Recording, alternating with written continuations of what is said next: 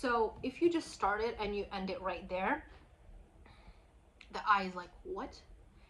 You just, am I a joke to you? Like, you start something and you don't finish it? All right, so another transformation facade lift video. This project is in Santa Monica here in California. Well, not here, south of California, in the Los Angeles area. And the client reached out to me again. They had a local architect. There was a facade that was designed and they weren't really happy about it. So they watched some of my videos and then they reached out to me. They sent me the plans and they sent me the facade and everything. And we worked together to transform the facade that they had into something that they like. So if you're interested in knowing how we turned this into this, then please keep on watching.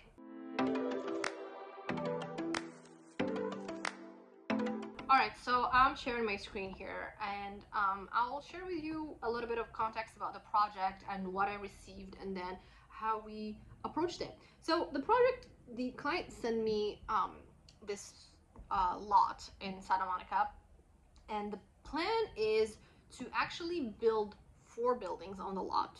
I know, that's a lot.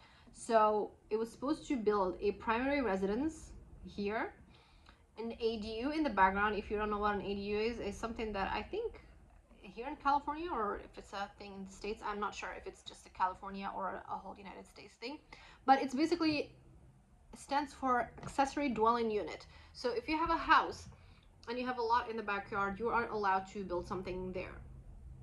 So they can kind of encourage density and encourage people to have more housing. So that's what the client wanted to do. So he wanted to have a primary residence here, and then he wanted to have an ADU in the back, and also he wanted to mirror this thing. So if this is the axis right here, he would have another primary residence here that he could rent or something, and then another ADU here. Okay, so we are really maximizing the lot for this project. So that's not a big deal. We like that. We want to encourage housing in California. So now let's go look at the 3D and the facade of this project. So this is what I get. And when I got it, it was actually one of the hardest projects to read in terms of legibility and in terms of knowing what's happening. There is a lot happening in the plans. So I really had to, you know, sit down with it and really understand what's going on. But the first thing that really struck me is the panels that are used in the facade.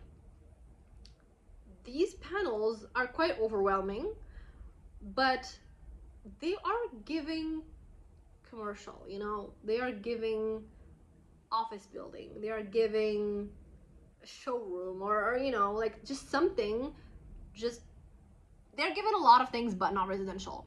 So, and that's not what we want. We want to make sure that, you know, the materiality, the scale, and you know, everything we're using in a house is something that portrays a house. Okay, and panels, they just tend to be a little bit cold, and that's why they use them in, you know, commercial and industrial buildings, because they're also very easy to, you know, build. You just go like pop pop pop pop pop, and they're, you know, cheaper labor, they're easy to mass manufacture, and that's why it's kind of like a go-to option for commercial. But that's not what we want here. This is, you know, a custom home that the client is pouring his life savings into, and it's also in Santa Monica. It's a beautiful city, so we want to kind of embody that look of, you know, like coastal, beachy town, and that's not what this thing is. Okay, so materiality, that's what I said at the beginning of the video. I want to cover that because it's a very important thing to in this project. So first thing, like when the client said he didn't like it, I knew right away that he didn't like the panels. And I think he said that he was working with a company that was supposed to do the design, and they had this, you know, setup that was supposed to be like building fast, and that's why they used panels. Again, it's all about, you know, saving time and money. But something happened with that company, and then he's no longer technically working with them. So he kind of inherited these panels, and I'm like, well, if you're not working with them and they're not going to build it, then why do you want to keep it? And he said, no, actually, I don't want to keep it. We can get rid of it. I said, okay, that's the first thing that we can do. Get rid of the panels. Okay, so we got rid of the panels, and I just did something completely different with that, and I did stucco. So I'm just going to go back and forth between the design he provided me and the design I suggested to him. So we just go ahead and do panels, and that already really lifts the facade. It's just like a breath of fresh air, because it's just so much lighter. It's so much more residential. You know, when you're passing by and you're like, what is that? That's a house. No, it's not like when you see panels and you're passing by like, what's that? Is that a school? Is that a kindergarten? What is that? So we don't want to confuse people. That's how I always say, don't confuse the eye, don't confuse people. Like, if there's anything that you can simplify, please do simplify. There's nothing just pleasant about something complex that turns into something so simple. And people really appreciate that. A lot of people, they want to, you know, sound smart or sound complicated, or, you know, they just want to be like, you know, they say all these big words and like they try to like do all these intertwined things, but then, you know, that you just like start losing people when you do that, because they're like, I don't know what he's talking about or what she's talking about, I'm just gonna, you know, and so it goes over your head. Okay, so we got rid of panels and we do stucco. So we're simplifying. Next thing I see in this facade besides panels is the overwhelming amount of fencing and guardrails. And I understand it's Santa Monica. In terms of guardrails, in terms of fencing on the exterior, if you're not from the States, you probably know that, or you don't, that California has a homelessness crisis. So you get a lot of shady people outside on the street, and the client wanted to build, you know, kind of a fortress. He wanted to have something very private around his property. So that's why all these guardrails are coming from, and they are good. I like the design, to be honest. I like the wood and all that, but they are becoming kind of the main element. So when I look at this facade, the first thing I see is actually the guardrails, the panel, and then the guardrails next. But that shouldn't be the case. Guardrails, fencing, anything of that nature, it should be a supporting element. It should not be about the design. Like I said in my previous video, in architecture school, they ask you like, hey, what's like, the teacher would ask you like, what's your design concept? And you should have like one idea that explains what your, you know, like, my concept is floating or something like that. But in this project, if I would look at this and you're like, what's your concept? I'd be like, panels and guardrails. That's all I see. That's like the main thing. So we want to fix that. We don't want the guardrails and the panels to be the main focus. And especially in the side here at the top, that is extremely heavy on top. Like this house in general, it's kind of like starting to get a little bit heavier, and we will have to lighten it a little bit. So if there's anything that you can use to lighten or can remove to lighten the weight, then first, those are like, you know, like the low-hanging fruits. So we're gonna get rid of that, and then we're gonna put some glass railing up top. Like, there's no need for having an intricate guardrail up top, because we're already having this guardrail in glass out here, so why not match these two? That's low-hanging fruit to me, at least. Okay, so we got rid of that. So now things are starting to get a little bit lighter. After we did that for the guardrails, we went over the strips. Now the strips, what I mean by that is, let me lock this photo here so I don't delete it by mistake. So when I say strips is, I'm talking about these guys over here. This. I'm talking about this continuous strip. I'm talking about this. So these, I use them quite often in my projects, and they really frame the facade. We talked about frames a lot in previous design principle videos. We like them. We want to keep them. But please, I'm begging you, please, don't break the strip. Why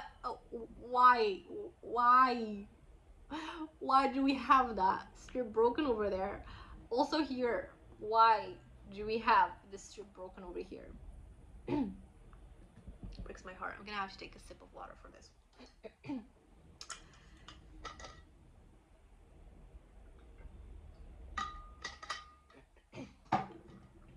And a sip of juice.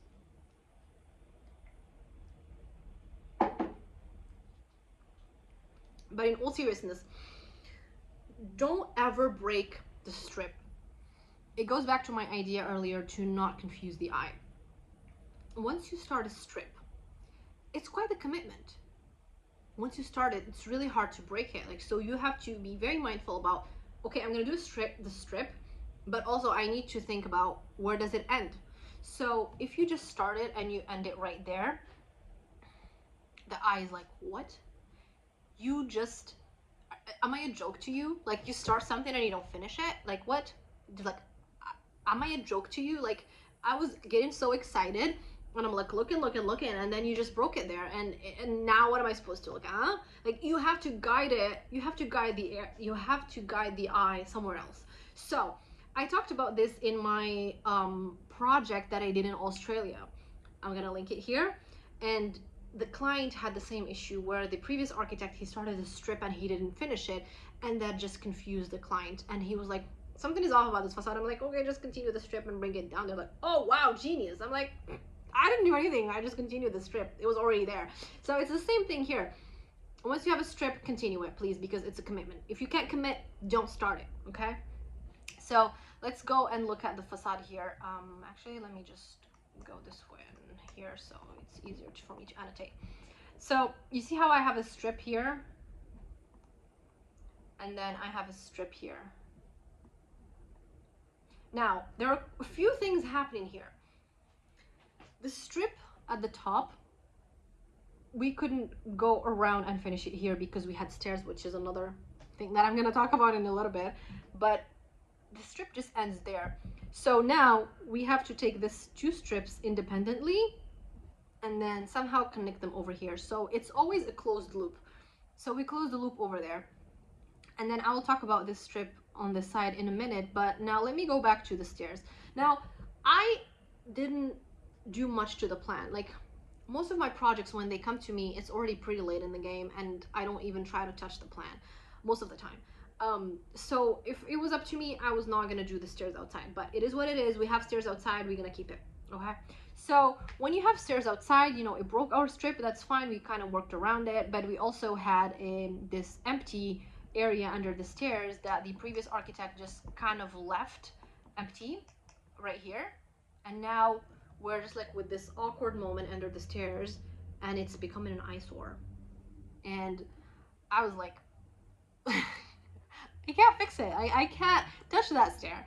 I can't take it inside. I didn't even try because a stair is such a major thing. You can't just like move it around. And like the only option I was left with was to have a planter there. And so that's what I did. And it's kind of, it's becoming very trendy. Not trendy. I think this should be timeless. It shouldn't be trendy to have planters in facades. It's like kind of a biophilic design element.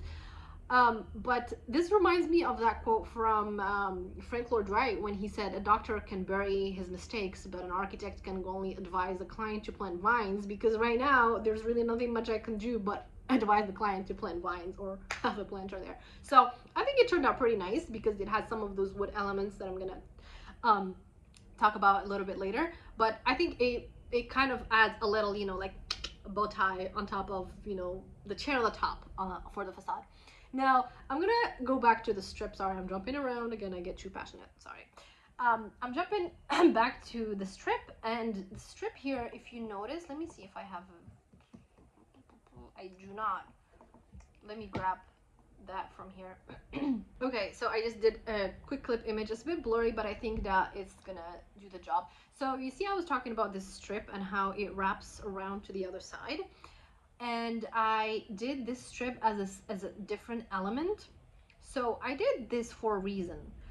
So because this house is quite boxy, and when you have a strip that starts somewhere and it keeps going on, even true, I said don't break it, but then like once it just start like going continuously, then it started becoming a little bit monotone and a bit heavy. So I try to find a way or find a spot for it where I can break it, and the stairs here really give me kind of a natural break. So I took advantage of that natural break of the stair, and that's where I made this kind of read as this one family, and then this kind of reads as this one family. So that's something that you can do when you feel like your strips are getting a bit too heavy and too continuous. Then you can strategically break it there. Also, looking at this side, I was gonna say something else about that break. Anyhow, I forgot. But I was gonna say something about this view over here. So if you notice this view, the strips on top and the strips at the bottom are pretty chunky, and they are visually squeezing the part here in the middle. So you got this heavy top and heavy bottom, and then you just look squeezed. So instead of, you know, fighting that squeezing and to not look too, you know, like stubby, we introduced some wood elements that are vertical. So when you have something stubby, don't draw something that's vertical, and it's gonna give you the illusion that it's something elongated, that it's something, you know, taller than it actually is. That's just a quick visual trick that you can use if your facade is becoming too chunky and stubby. Also, this is something that I was gonna talk about is the materiality and where to place the materiality. Now, if you notice, the previous design was full on panels, and it was just like panels everywhere, just panels, panels, panels, panels. And when you have a look that's very unified, not in a good way, like unified because it's just like all the same, then it becomes really hard to read. When everything is the same material, it's very hard to have a kind of a focal point, have something in the background, have something in the foreground, everything kind of start becoming the same, and it's very hard for the eye to focus on one thing and look at it. So very quick, easy way to know where to place materials is to go into your massing and try to find ways where you can use those surfaces to place your materials in. For example, so if we look at this design right here, you get this window that's sticking out, and you get this side here that's also sticking out, and the same thing from this side here. So now this is very easy way to start introducing a different material other than your base material. So our base in the example here that I provided is basically a stucco, and then when you have this delineation, it's very easy. It's kind of like calling you and be like, hey, come, dress me up in some different material, because just like the idea of the strip, how once you commit to it, you have to make sure you're gonna start it, but you're gonna be also able to finish it. Same thing with the material. If you start placing a material, then it becomes very hard to, you know, like, where do you end? You're just gonna continue with the material and spill it out everywhere, but then, you know, everything becomes everything, just like the panels. But when you have a clear delineation, something that's sticking out, then, you know, that's like a giving. Again, that's a low-hanging fruit. You go there, put a different material, whether it's stone, wood, anything, and then it's just gonna elevate the facade quickly. That's very easy trick. So I think that's something what we did here, and it's something that we also did here at the front on this panel and this panel, and a few other places. There was also a thing that we did on this facade that the client liked from a previous example, which is these vertical elements. Again, I think it was something within the line of how the top is a little bit heavy and stubby. Is there any way we can elongate it and make it look like it's longer than it is? And this really does a very good job at that. And if you look at it from the front, it just makes that focal point. Again, when you look at it, you're like, okay, I know that's the main guy, I know what I'm looking at, and then everything kind of fades in the background. You know, you don't even notice the guardrail here. It's not that important. Let it do its thing in the background. So that's what we did in terms of the materiality and using that push and pull and massing to introduce a different material. So again, as I mentioned, this facade had most of those elements. It had the volumes and everything. Things just needed to be redefined, and also the weight needed to be redistributed equally throughout the facade, or not equally, but more like, you know, 70% on the main element, and then, you know, 20% on the secondary element, and then 10% on the non-necessary element. So sometimes, you know, these facades are already pretty good, like they have a good base. It's just certain, you know, like just massaging it a little bit. That's what was needed here.